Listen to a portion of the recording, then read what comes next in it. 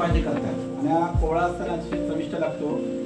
मूतखड्यावरती याचा खूप उपयोग होतो। याचं जे बी असतं ते औषध म्हणून सुद्धा वापरतात। याच्या फुलांचा उपयोग सजावटीसाठी होतो आणि पानाचा उपयोग भाजी म्हणून करतात। याच्यामध्ये सुद्धा भरपूर प्रमाणात जीवनसत्व असतात आणि सहज उपलब्ध असते। याला कोणत्याही प्रकारची कृत्रिम शेती करण्याची किंवा याला खतं घालण्याची किंवा अन्य काही संगोपन करण्याची गरज नसते। निसर्गामध्ये सहज उपलब्ध मुबलक प्रमाणात असतो आणि श्रावण महिन्यापर्यंत याची आपल्याला भाजी करता येते। नंतर तो जून होतो। त्यानंतर या आहेत पुढ्याच्या शेंगा। चैत्र महिन्यात याला फुलं येतात पुढ्याला आणि त्याच्यानंतर याच्या शेंगा होतात। जंतनाशक म्हणून याचा खूप चांगला उपयोग होतो।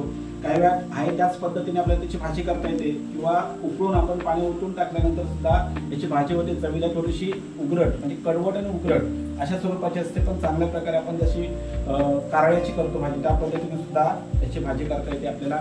नंतर अनेक खजिनांचा आणि सूक्ष्म म्हणजे पौष्टिक पदार्थ आहेत त्यांचा स्रोत असलेला टाकळा आहे।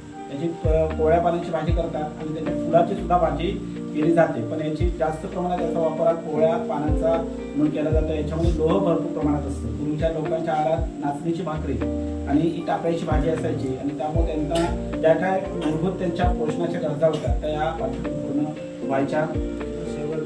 शेवगा हा तर आरोग्याचा सर्वात मोठा दूत आहे। याच्यातून आरोग्यासाठी आवश्यक असलेलं जे अनेक घटक आहेत ते आपल्याला मिळत असतात। याच्या शेंगाची भाजी करतात आणि पानांची सुद्धा भाजी केली जाते। शेवगाच्या शेंगेच्या ज्या बिया असतात त्याचा सौंदर्य प्रसारामध्ये उपयोग होतो आणि त्याची पावडर मिनरल पावडर्स म्हणून सुद्धा वापर केला जातो। ओमेगा ऍसिड 3 हे त्या शेंगामध्ये भरपूर प्रमाणात असतं, बियांमध्ये सुद्धा भरपूर प्रमाणात असतं। याच्या पानाची सुद्धा भाजी करता येते आणि शेवग्याच्या शेंगाची सुद्धा विविध प्रकारची भाजी करता येते। ही आहे भारंगी। साधारणपणे आषाढ महिना सुरू झाला की याला फुलं यायला सुरुवात होते आणि याच्या फुलांची आणि ज्या कळ्या असतात फुलायला उमलायला आलेल्या त्यांची भाजी केली जाते। सुरुवातीला उकळून घेतली जाते आणि त्यानंतर आपल्याला ज्या पद्धतीने मसाला पद्धतीने हवी असेल किंवा आणखी आपल्याला पालेभाजी करतो त्या पद्धतीने सुद्धा याची भाजी करता येते। ही आहे भारंगी। या फुलानंतर त्याला छोटी छोटी फळं येतात, त्यांचा आपल्याला उपयोग होत नाही, पण कोवळ्या पानाची सुद्धा होते आणि फुलांची सुद्धा आपल्याला भाजी करता येते। मोहरी औषध आहे। ही मोहरी आहे।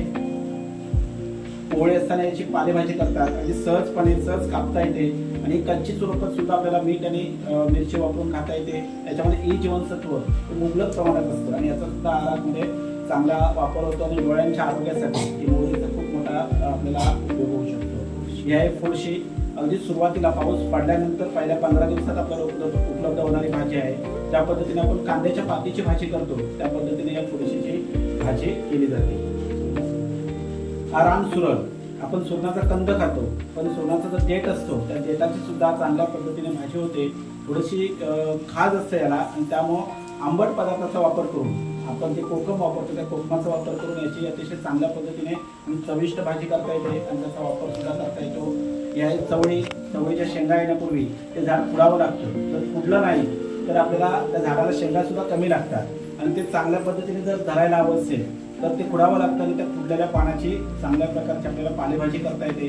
2 वेल असले तर मुबलक प्रमाणात आपल्याला या भाजीची उपलब्धता होते आणि आपल्या उडदाच्या पानाची सुद्धा याच्यात मिक्स करून भाजी करता येते। चांगला वापर याचा करता येतो।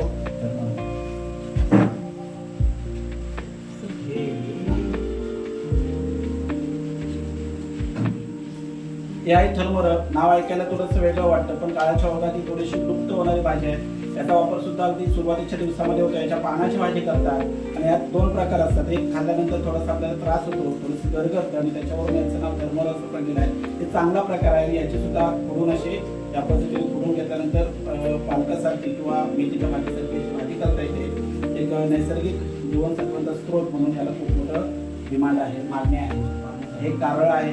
या कारळ्याची सुद्धा पानाची भाजी करतात। त्यानंतर पिवळी फुलं येतात, त्या फुलांची नाही पण या पानांची कोवळी असताना भाजी केली जाते। त्यामध्ये सुद्धा अनेक नैसर्गिक घटकांचा समावेश असतो। त्याचा उपयोग आपल्या आरोग्यासाठी चांगल्या प्रकारे होत असतो। आहे भोपळा। भोपळ्यांच्या कोवळ्या ढिऱ्या किंवा कोवळी पानं याची सुद्धा चण्याची डाळ टाकून भाजी केली जाते। अतिशय चांगल्या प्रकारे चविष्ट अशी याची भाजी होते। भोपळा सहज उपलब्ध असतो। आपल्याला फक्त फळ माहिती आहे, पण त्याच्या पानाची सुद्धा भाजी केली जाते। बांबू